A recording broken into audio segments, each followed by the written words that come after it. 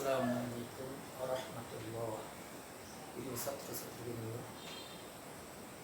আশা করি তোমরা ভালো আছো। আমি ভালো আছি আলহামদুলিল্লাহ। যুক্তিবিদ্যা প্রথম পত্রের আজকে আমরা আলোচনা করব আবর্তন। তার আগে অনুমান দুই প্রকার, অবরোহ অনুমান, আরোহ অনুমান। অবরোহ অনুমান আবার দুই প্রকার, অমাধ্যম অনুমান, ইমিডিয়েট ইনফারেন্স, আর মাধ্যম অনুমান, মিডিয়েট ইনফারেন্স। অমাধ্যম অনুমানেরই একটা আলোচ্য বিষয় হচ্ছে আবর্তন। আবর্তন অমাধ্যম অনুমান হচ্ছে যে অবরোহ অনুমানে একটিমাত্র আশ্রয় বাক্য থেকে সিদ্ধান্ত অনুমান করা হয়, অনুমিত হয়, তাকে অমাধ্যম অনুমান বলে। অমাধ্যম অনুমানের যে স্তরগুলো আছে তার মধ্যে আমাদের পাঠ্য বিষয় সিলেবাসের অন্তর্ভুক্ত তিনটি বিষয় আছে: আবর্তন, প্রতিবর্তন, প্রতিআবর্তন। আবর্তন যে অমাধ্যম অবরোহ অনুমানে একটি মাত্র আশ্রয় বাক্য থেকে সিদ্ধান্তটি অনিবার্যভাবে অনুমিত হয় তাকে আবর্তন বলে। অর্থাৎ সিদ্ধান্তের যে অবরোহ অমাধ্যম অবরোহ অনুমানে উদ্দেশ্য বিধেয়ের স্থান ন্যায়সঙ্গতভাবে পরিবর্তন করে গুণ অপরিবর্তিত রেখে সিদ্ধান্ত অনুমিত হয় তাকে আবর্তন বলে।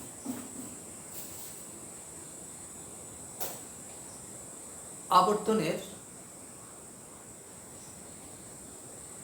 কয়েকটি নিয়মের কথা যুক্তিবিদরা বলেছেন। এক, আবর্তনের বিধেয়কে আবর্তনের আশ্রয় বাক্যকে আবর্তনীয় বলে এবং সিদ্ধান্তকে আবর্তিত বলে। তাহলে আবর্তনের চারটি নিয়ম আছে। আবর্তনীয়ের বিধেয়কে আবর্তিতের উদ্দেশ্য করতে হবে। আবর্তনীয়ের বিধেয়কে আবর্তিতের উদ্দেশ্য করতে হবে এক। আবর্তনীয়ের উদ্দেশ্যকে আবর্তিতের বিধেয় করতে হবে দুই। আবর্তনীয়ের গুণ অপরিবর্তিত থাকবে, অর্থাৎ আবর্তনীয় যদি সদর্থক হয় তাহলে আবর্তিতও সদর্থক হবে, আর আবর্তনীয় নর্থক হলে আবর্তিত নর্থক হবে। চার, আবর্তনীয়তে যে পদ ব্যাপ্য হয়নি আবর্তিতে সে পদ ব্যাপ্য হতে পারবে না, ব্যাপ্য হবে না। এখন এ, ই, আই, ও এই চারটি বাক্যের আবর্তন আমাদের আলোচ্য বিষয়। এ বাক্য একটি সদর্থক যুক্তি বাক্য। সার্বিক সদর্থক যুক্তি বাক্য। এ বাক্যের আবর্তন হবে সদর্থক হতে হবে, অর্থাৎ গুণ অপরিবর্তিত থাকবে। এ বাক্যকে আবর্তন হয় এ বাক্য হতে হবে, না হয় আই বাক্য হতে হবে। সদর্থক বাক্য দুটি, এ বাক্য আর আই বাক্য। এখন এ বাক্যকে যদি এ বাক্যে আবর্তন করা হয় তাহলে আবর্তনের নিয়ম লঙ্ঘিত হয়, কারণ এ বাক্যের বিধেয় পদ অব্যাপ্য। আবর্তিতে যখন বিধেয় পদ উদ্দেশ্য হবে তখন তার নিয়ম লঙ্ঘন করা হবে, কারণ অব্যাপ্য পদটি ব্যাপ্য হয়ে যাবে। যেহেতু এই বাক্যের উদ্দেশ্য ব্যাপ্য, সুতরাং এ বাক্যের আবর্তন আই বাক্য হলে আবর্তনের কোন নিয়ম লঙ্ঘিত হবে না। যেমন আমরা যদি বলি সব মানুষ হয় মরণশীল, আবর্তনীয়, আবর্তিত, কিছু মরণশীল প্রাণী হয় মানুষ, এখানে আবর্তন করে নিয়ম লঙ্ঘিত হয় না। তাহলে এই বাক্যের আবর্তন হবে আই বাক্য। এই বাক্য একটি সার্বিক নর্থক বাক্য। এই বাক্যের আবর্তন হবে ই বাক্য, অর্থাৎ আবর্তনীয় ই, আবর্তিত ই।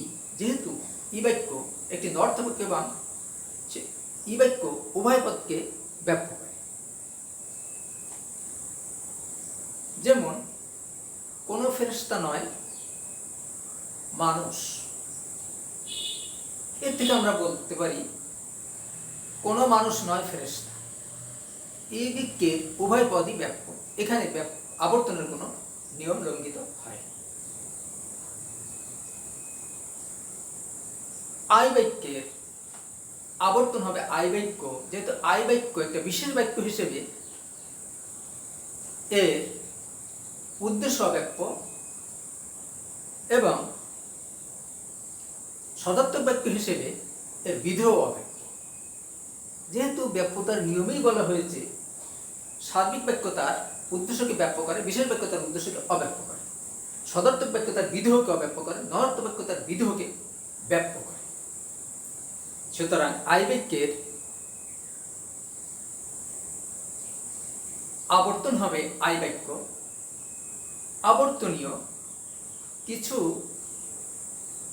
মানুষ হয় শিক্ষিত,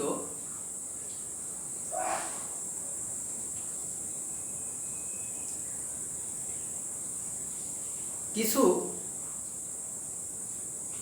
জ্ঞানী হয় মানুষ। সুতরাং আবর্তিত, কিছু জ্ঞানী মানুষ হয়, কিছু জ্ঞানী হয় মানুষ। তাহলে আই বাক্যের আবর্তন হবে আই বাক্য।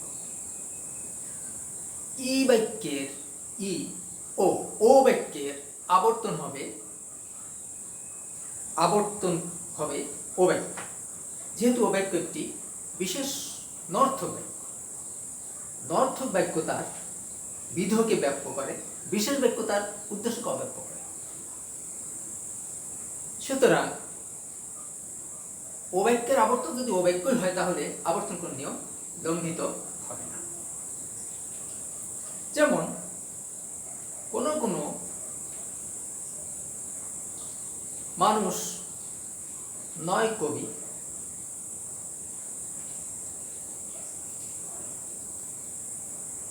কোন কোন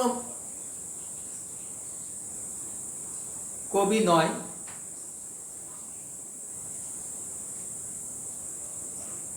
শিক্ষিত, কোন কোন শিক্ষিত লোক নয় কবি।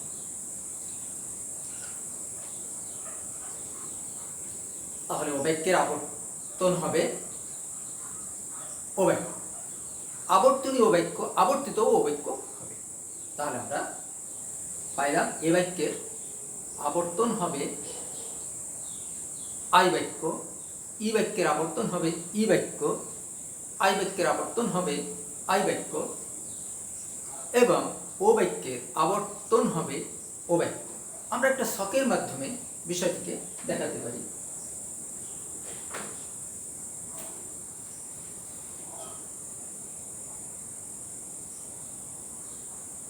প্রদত্ত বাক্য বা আশ্রয় বাক্য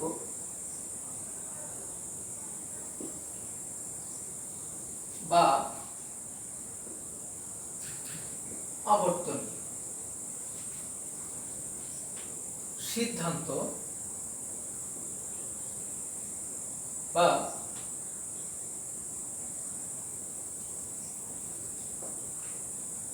আবর্তিত। তাহলে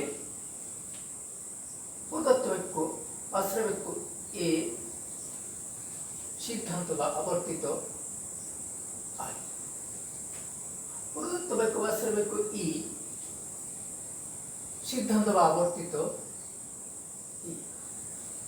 প্রদত্ত বাক্য বা আশ্রয় বাক্য বা আবর্তনীয়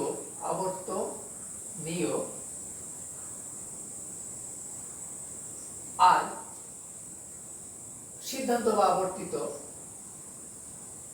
আই। প্রদত্ত বাক্য বা আশ্রয় বাক্য আবর্তনীয় ও সিদ্ধান্ত বা আবর্তিত ও। তাহলে আমরা আবর্তনের ক্ষেত্রে দেখতে পেলাম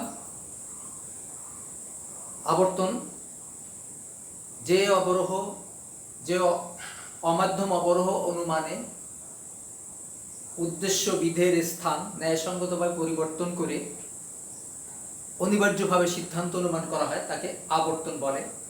আবর্তনের 4টি নিয়ম। আবর্তনের আশ্রয় বাক্যকে বলে আবর্তনীয় এবং সিদ্ধান্তকে বলে আবর্তিত। আবর্তনের 4টি নিয়ম। 1, আবর্তনীয়ের বিধবাদ আবর্তিতের উদ্দেশ্যপদ হবে। 2, আবর্তনীয়ের বিধবাদ আবর্তিতের উদ্দেশ্যপদ হবে। ওই আবর্তনীয়ের বিধবাদ আবর্তনীয়ের উদ্দেশ্যপদ আবর্তিতের বিধবাদ হবে। 3, আবর্তনীয়ের গুণ অপরিবর্তিত থাকবে। 4, আবর্তনীয়তে যে পদ ব্যাপ্য হয়নি আবর্তিতে সে পদ ব্যাপ্য হবে না। আমরা আবর্তনের ক্ষেত্রে নিয়ম গুলো প্রয়োগ করে দেখতে পেলাম এ বাক্যের আবর্তন হবে এ বাক্য, আই বাক্যের আবর্তন হবে এ বাক্যের আবর্তন হবে আই বাক্য, ই বাক্যের আবর্তন হবে ই বাক্য, আই বাক্যের আবর্তন হবে আই বাক্য, ও বাক্যের আবর্তন হবে ও বাক্য। তাহলে আমরা পরিশেষে একটা প্রশ্নে আসতে হবে যে আবর্তন কাকে বলে, আবর্তনের নিয়ম কয়টি ও কি কি, এই আই ও যুক্তি বাক্যের আবর্তন দেখা।